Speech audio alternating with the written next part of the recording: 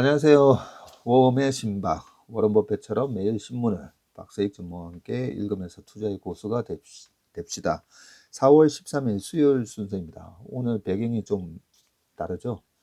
오늘 제가 운동약 속에 있어서 아침에 지금 집에서 이 웜의 신박을 촬영을 하고 있습니다. 오늘 빠르게 한번 가보겠습니다. 조선경제에 이렇게 나와 있습니다. 채권 금리 급등에 시장 패닉, 환율까지 불안한 고공행진. 어제도 보면 환율이 1230원대까지 지금 올라가고 달러 지수가 이제 100을 돌파한 그런 모습을 지금 보이고 있는데 아무래도 물가 상승 그리고 금리가 급등하는 부분이 시장에 있어서 가장 지금 큰 화두이다 보니까 이 부분을 한번 체크를 해보겠습니다. 3년물이 3% 돌파, 30년물도 한때 역전, 10조 발행 한전발 회사채도 급등하고 있고 연준 빅스텝 시사의 증시도 휘청거린다. 내일 금통위 금리 인상 여부 주목. 내일 14일 날 금통위 이번에 이주열 총재님 퇴임하셔가지고 없이 한다고 그랬잖아요. 좀 읽어보겠습니다. 요즘 채권 트레이더들 목표는 돈 벌기가 아니라 덜 까먹기입니다. 왜냐하면 금리가 올라가면 어떻게 된다 했었죠? 채권 가격이 떨어지는 거라고 말씀드렸습니다. 그러다 보니까 1,000억 원 넘게 털리는 손실 보는 회사가 속속 나오는 지경이다. 2020년 하반기에 이제 금리가 슬금슬금 올라가기 시작하자 농협에 계신 분한테서 그때 농협이나 여러 은행들이 채권은 무지 많이 들고 있습니다. 그러면 이제 보통 뭐 단기채 1년 미만만 갖고 있으면 금리 상승에 영향을 거의 안 받거든요. 그런데 3년 이상짜리 채권을 들고 있으면 만기가 길면 길수록 금리 상승에 영향을 많이 받습니다. 그러다 보니까 10bp, 뭐 100bp 이러잖아요. 이런 용어 많이 쓰잖아요. 100bp가 1%라고 보시면 되는데 10bp 올라갈 때마다 우리가 한 150억 까먹는다. 뭐 이런 식으로 뭐 얘기를 하셨던 게 기억이 납니다. 이 한증권사 채권 트레이더는 요즘 트레이딩 룸 분위기에 대해서 대혼돈 그 자체다. 이게 막 지금 이렇게 금리가 급등하면 주가가 막 폭락할 때 상상하시면 됩니다. 40년 만에 최대 수준인 인플레이션을 누르기 위해서 미국 연방준비제도가 빠른 속도로 기준금리를 올리겠다고 시사하자 채권금리가 급등하고 증시가 하락하는 등 글로벌 시장에 공포가 번지고 있기 때문이다. 국채 등 채권금리가 오르면 대출금리 등이 따라 오르기 때문에 지난 2년 동안 초저금리의 힘으로 상승해온 증시에는 악재다. 대출자의 이자 상환 금액도 불어나서 경제가 가라앉을 위험이 있다. 뭐 가계부채가 1,800조 원이고 일본의 정부 부채가 GDP 대비 280%뭐 이런 식으로 전부 다 뭐 가계, 정부, 기업 할 것 없이 다 부채를 갖고 있다 보니까 금리가 올라가면 다들 이제 큰일 났다는 거죠. 이자 부담이 늘어날 거니까. 그런 것 때문에 금리가 올라가면 다들 우려를 하는 겁니다. 인플레이션 부담과 경기 침체 우려가 동반 고조되는 가운데 14일 총재 공석 상태로 금융통화위원회 회의를 열고 기준금리를 결정하는 한국은행의 고민도 깊어지게 됐다.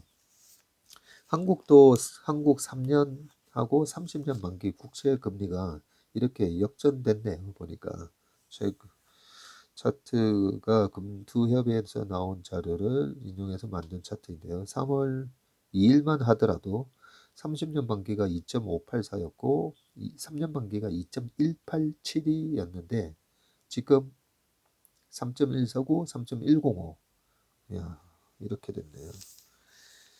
그리고 여기 밑에 보니까 회사채 금리도 나오는데요.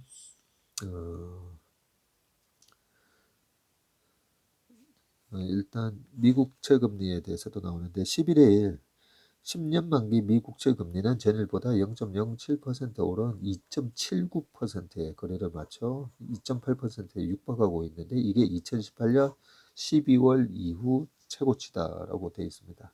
2018년 10월 달에 그때 3.2까지 올라갔다가 이제 떨어지면서 2.8%를 2018년 12월에 기록했고요. 2019년도에도 계속 우려했던 바와는 달리 10년 국채 금리가 계속 빠지게 됩니다. 그 빠지기 직전의 수치가 2.8이다 보니까 2018년 12월 이후 최고치다. 뭐 이런 얘기를 하고 있고요. 회사채 시장도 불안한 흐름을 보이고 있다라고 하면서 윤당선인 측이 물가 안정을 위해서 전기료 동결을 예고하고 나서 한국전력공사 한전 채권 금리가 급등하면서 회사채 시장 전체를 불안에 빠뜨리고 있다.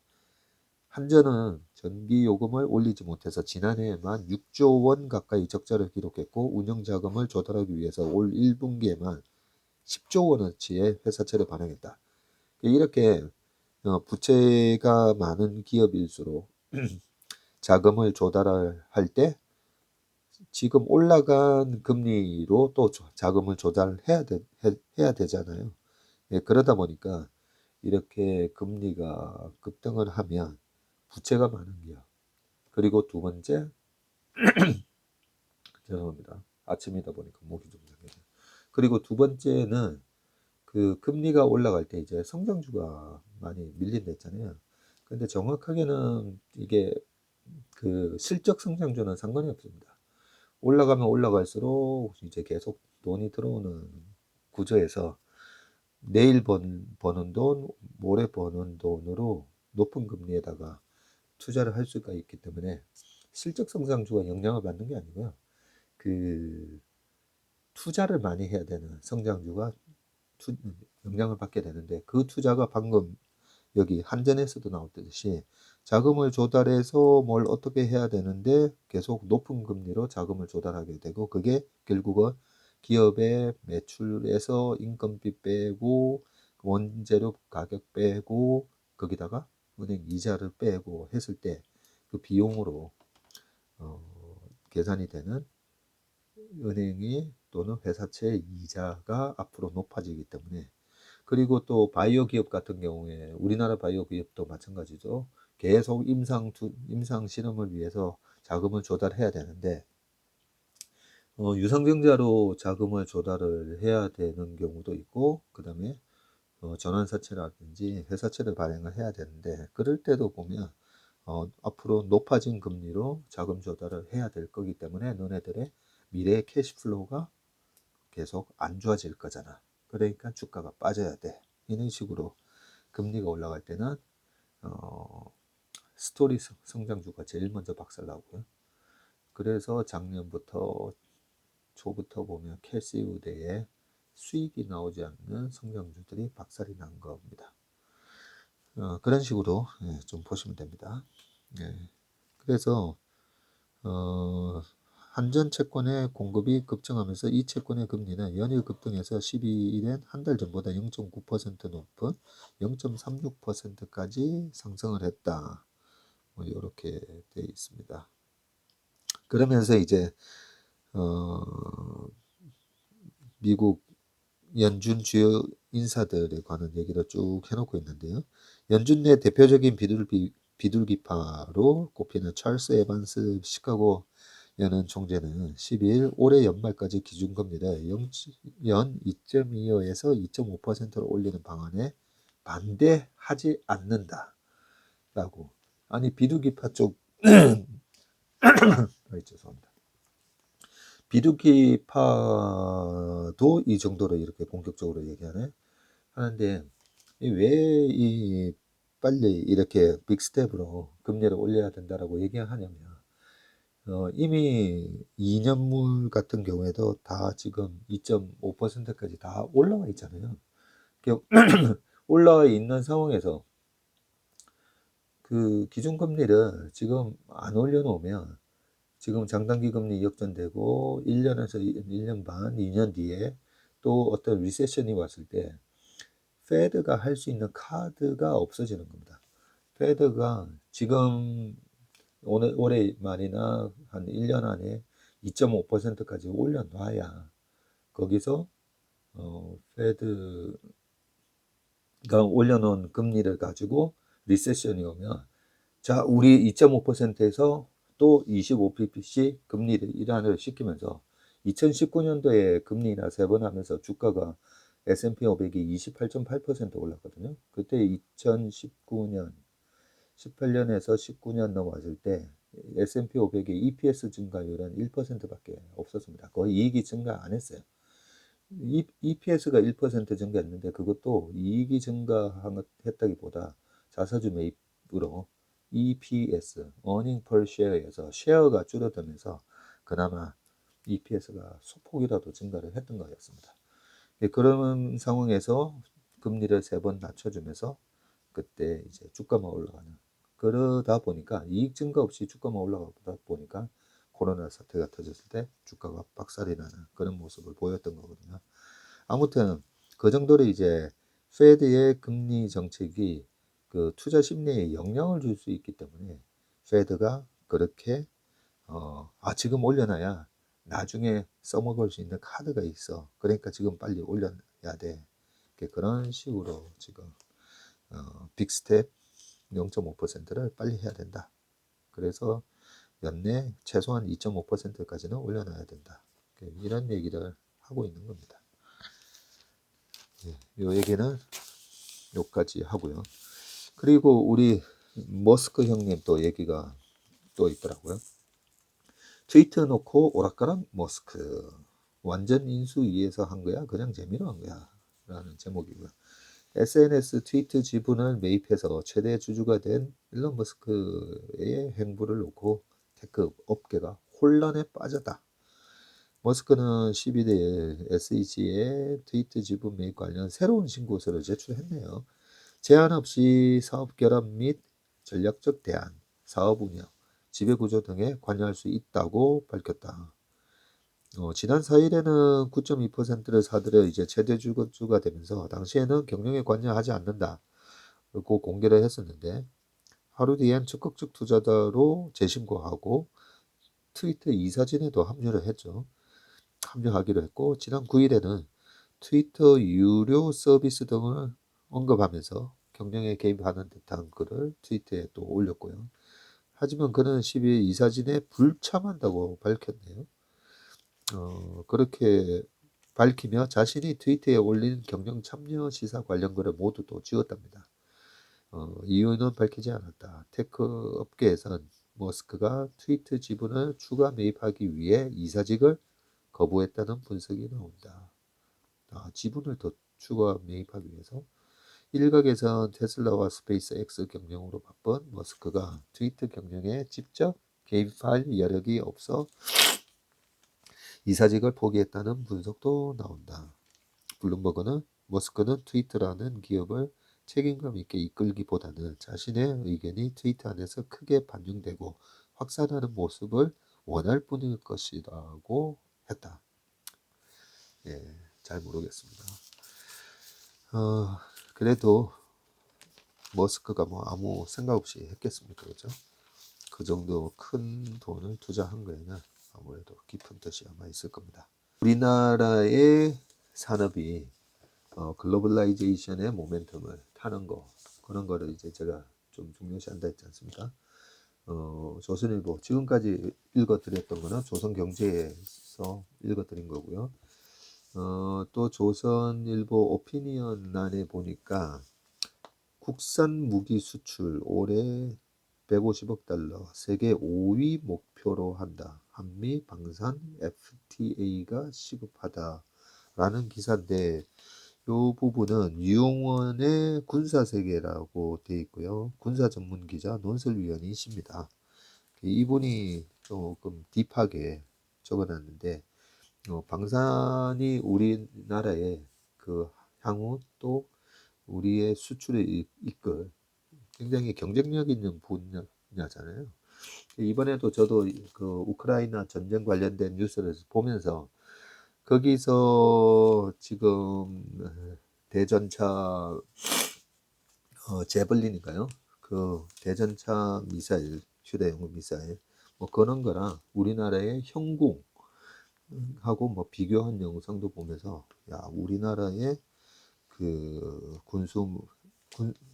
군사 장비가 상당히 경쟁력이 있구나 이런 생각을 했습니다. 여기서는 요 표만 한번 잠깐 살펴보겠습니다.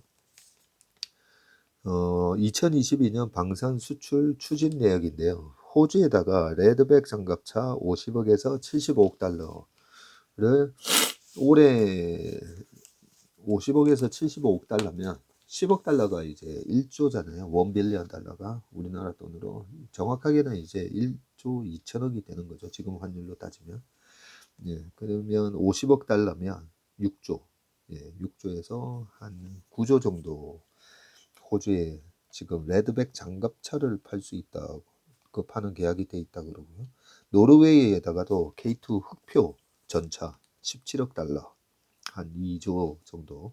그리고 폴란드에도 FA50 경공격기 그리고 K2 전차 최소 3억 달러 이상. 폴란드에만 거의 3조 정도 우리가 방산 수출 계약이 돼 있네요.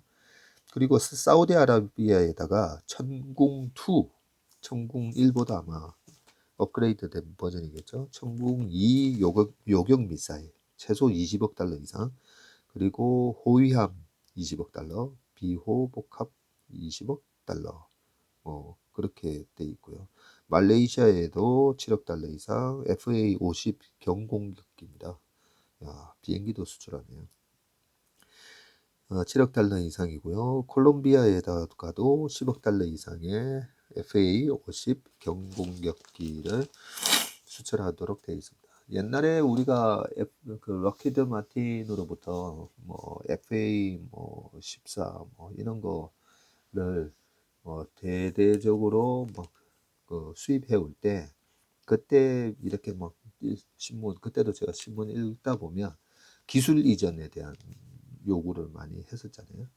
우리나라 저기 뭐죠 고속열차를 프랑스에서 떼제베에서도 들여올 때도 그랬고 기술 이전을 어느 정도 해달라 뭐 이런 거가 예전에 있었었는데 그런 걸 바탕으로 이렇게 우리 자체적으로 개발한 여러 가지 군 장비들이 벌써 이렇게 올해 150억 달러, 150억 달러면 18조에서 지금 거의 20조 가까운 돈을 팔고 세계 5위 목표다라고 돼 있고 요 오른쪽도 똑같은 그림에 미국 무기시장 진출 추진 사업 해가지고 미국 차세대 장갑차 프로젝트 OMFV에서 약 500억 달러 규모로 한화 디펜스와 미 오시코시 디펜스 컨소시엄의 1차 관문인데 5개째 통과했고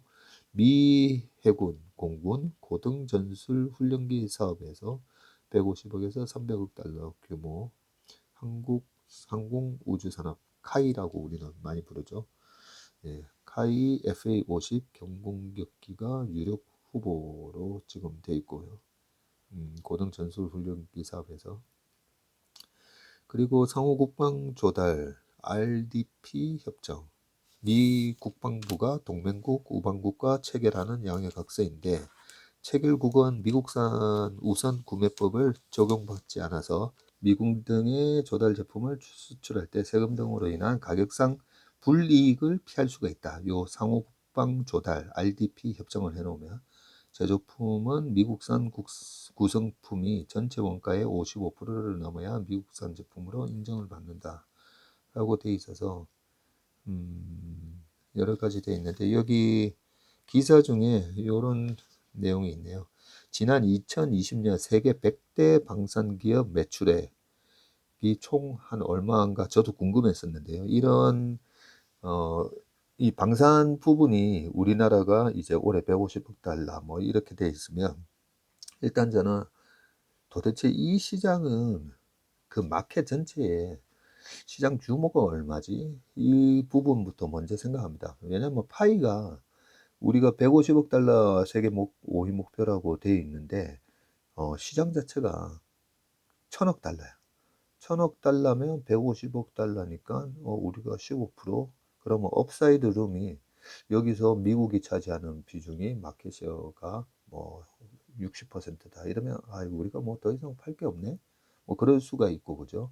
그 다음에 이 시장의 성장성이 또 지금은 천억 달러이지만 매년 30%씩 성장하는 시장인가, 뭐 이런 것도 이제 중요하잖아요. 우리가 전기차 같은 거 공부할 때 그런 식으로 매년 30%씩 성장하는 시장이야. 그 마켓 자체의 성장성이 크잖아요. 그러면 멀티플도 높게 받습니다. 패러다임을 이제 바꿔가는 그런 어떤 새로운 성장 산업인 경우에는 그 새로운 성장 산업에 그 분야를 리딩하는 기업이면 그 마켓의 성장성 곱하기 그 분야를 리딩하다 보니까 1등 업체에 주는 또 프리미엄, 그러면서 이제 멀티플이 마켓이 30% 성장하면 PER 30배, 거기다가 또 그 분야의 1등이야. 그러면 거기다가 또 한 PER 15배 정도 더 줘도 한 45배에서 50배 거래돼도 문제가 없는 거죠. 그런 것처럼 그 방산 전체 규모가 한 얼마지? 제가 방금 그게 궁금했었는데 여기서 또 적혀 있습니다. 2020년 세계 100대 방산기업의 매출액이 5,310억 달러라고 합니다. 5,310억 달러. 그러면 대충 계산해도 600조가 넘는 시장이네. 예. 600조가 넘는데 절반이 넘는 2,850억 달러가 미국 41개 방산기업 몫이고 미 국방 조달 시장은 425조 원에 달하는 것으로 알려져 있다. 미 국방부에서 그 수주를 내고 하는 이 시장만 해도 425조 원에 달해 있다. 그러면 방금 전체 시장이 600조에서 425조니까 전 세계 방산 매출의 60% 이상이 미국에서 이루어진다라고 보시면 되고, 그러다 보니까 이제 미국하고 친하게 지내는 나라들이 아무래도 수혜를 볼 거고, 거기서 우리나라 이제 FA50 경공력기 이런 부분들이 해외로도 수출이 되고, 미국의 이 고등 전술기 사업에도 우리가 카이의 FA50 경공력기가 유력 후보로 또 들어갈 수 있는 이유가 그동안에 이제 한미 간의 여러 가지 좋은 우호적인 관계 때문이었다. 있는 부분인데 바로 밑에 또 나옵니다. 지금까지 우리의 죄송합니다.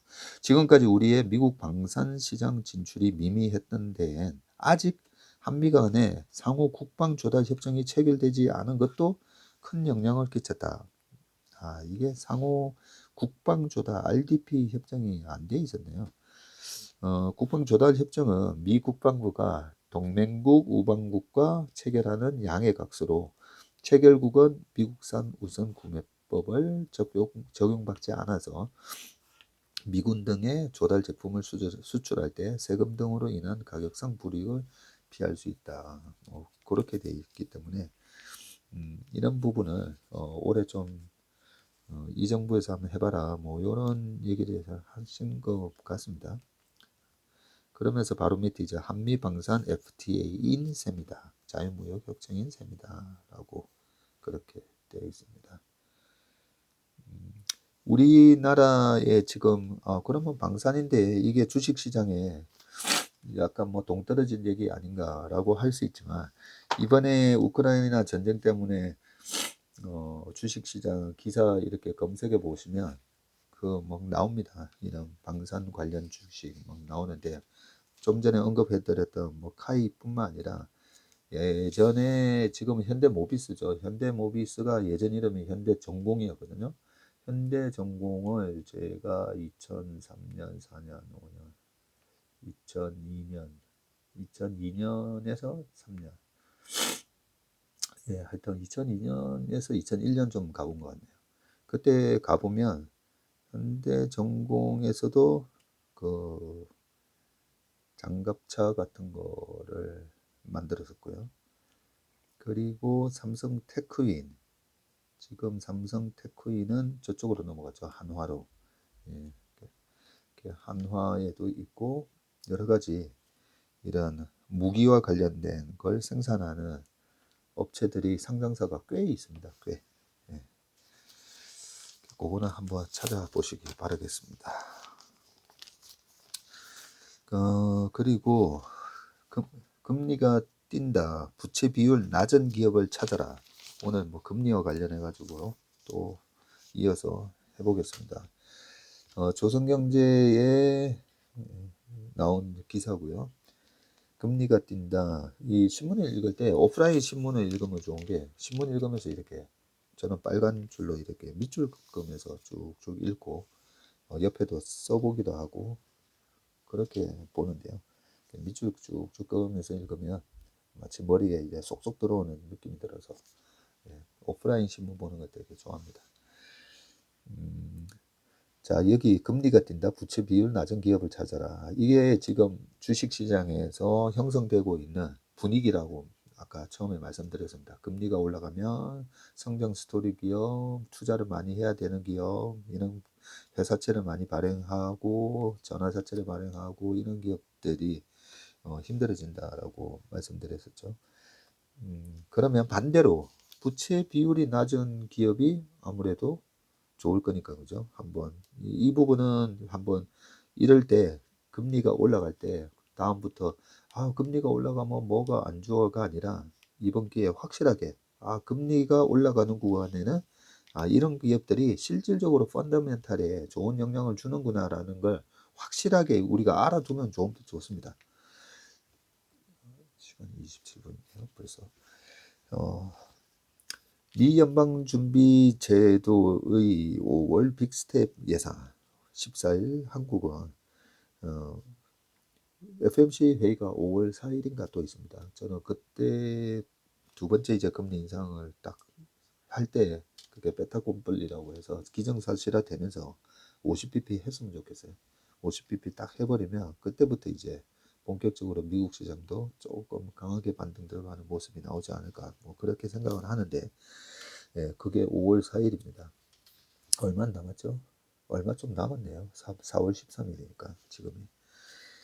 좀 읽어보겠습니다. 채권 시장이 요동치고 있는데 지난달 중순 11월까지 국고채 2년물 금리가 1%포인트에 육박하는 0.97이 우리나라 이제 2년물 금리 얘기를 한 거고요. 회사채 3년 만기 AA- 등급의 금리도 0.91%포인트 오르면서 기업 자금 조달 시장에 비상벨이 울리고 있다. 우량 기업은 일찌감치 저금리에 자금 조달을 해뒀지만 그렇지 않은 기업들은 회사채 발행이 어려워지면서 발행을 하더라도 또 고금리 대출을 해야 될 수밖에 없는 상황이기 때문에 코로나 팬데믹 이후 2년여간 수면 아래 잠겨있던 한계 기업 부실화 문제가 금리 발작을 맞아 서서히 수면 위로 드러날 기세다. 회사채 금리가 지금 기록적으로 급등하고 앞으로 더 오른다. 국고채 3년물 금리가 10년 만에 최고치를 돌파하면서 회사채 금리도 가파르게 뛰고 있다. 통상 무위험 채권인 국고채 금리가 뛰면 각 기업이 발행하는 회사채 금리는 국고채 금리 상승폭의 기업별 위험도를 반영한 만큼 얹어서 더 뛰어오른다. 국고채 금리 그러니까 거의 위험이 없는 금리에다가 그 회사의 리스크를 감안한 프리미엄을 얹어서 이제 회사채 금리가 결정된다는 거죠. 경기가 나빠서 기업 영업 전망이 악화되면 회사채와 국고채 금리 차이인 신용 스프레드가 커지면서 기업 자금 조달이 더욱 불리해진다. 지금이 딱 그런 때다라고 하고요. 그 밑에는 회사채 시장에 대한 쭉 얘기들이 나와 있고요.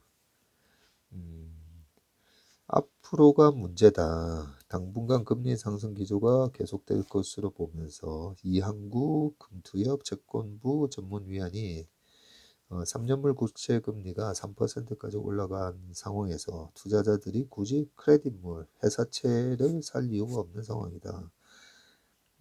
회사채 굳이 뭐 위험하게 회사채 사느니 그냥 국채 사는 게 낫다 하면 여기서도 이제 회사채를 팔고 그냥 국채로 가자. 그러면 회사채를 팔면 가격이 떨어져요.